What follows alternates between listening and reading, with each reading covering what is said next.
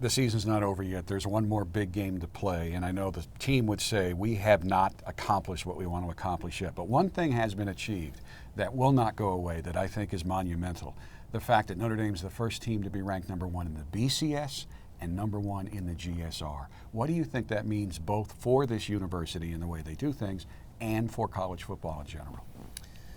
Well, it's the way we always wanted to get there. We always wanted to, and I talk often of proof of concept, but we always wanted to prove when we restored the football program that the cost of doing that wasn't a lessening of our commitment to education. And we have statistical evidence of that this year in the powerful way you recommend, or you suggest, to be able to say we're #1 in the BCS and we are #1 in graduation success rate at the same time, and no one has ever done that. And it's going to be very hard for someone else to do it in the future. Is a real milestone.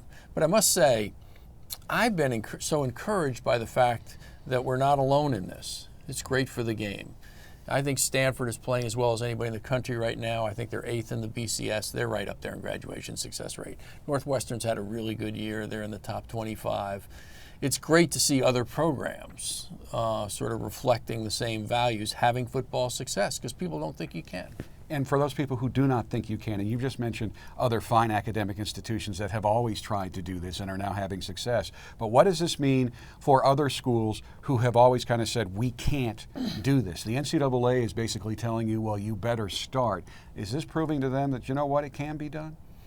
Oh, I hope it has that influence. I have my doubts.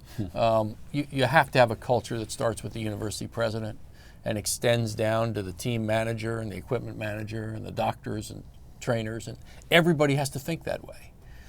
The casual conversation with a young man when he's getting his ankles taped that says, how's calculus class going? That reinforces the message. That's the university saying, this is important to us. Just as your physical well-being is, your intellectual well-being is. And that's what I love most about this place. Our coaches embrace this. You do not achieve either of these results without great coach educators, and we have them. Getting almost as much attention as Notre Dame's return to the top spot of college football is the conversation over whether or not Manti Te'o, as a defensive player, should win the Heisman Trophy. What is your take? Oh, I absolutely think Manti should win the Heisman Trophy. I think Brian said it perfectly after the SC game. The best player on the #1 ranked country, leading the #1 or 2 ranked defense in the country, ought to win the Heisman. But I think the system is what it is. And I think it's a system that's heavily skewed towards offensive statistics. I'd like to see a comparable award really elevated. There are defensive awards. I'd love to see one elevated that sort of becomes the equal of the Heisman in stature for defensive players. You presented Manti with the ARA Sportsmanship of the Year Award. And I think the average college football fan just sees him on the field. If you know him at all, as those of us who are lucky enough to know him, remarkable young man, does so much off the field. I mean, the character component, and a guy who doesn't want any attention. How do you get Heisman voters to pay attention to the character component? Because that's part of the definition of the award. It's hard. I mean, I think we've done a very effective job at the right time of promoting Manti and helping to tell his story.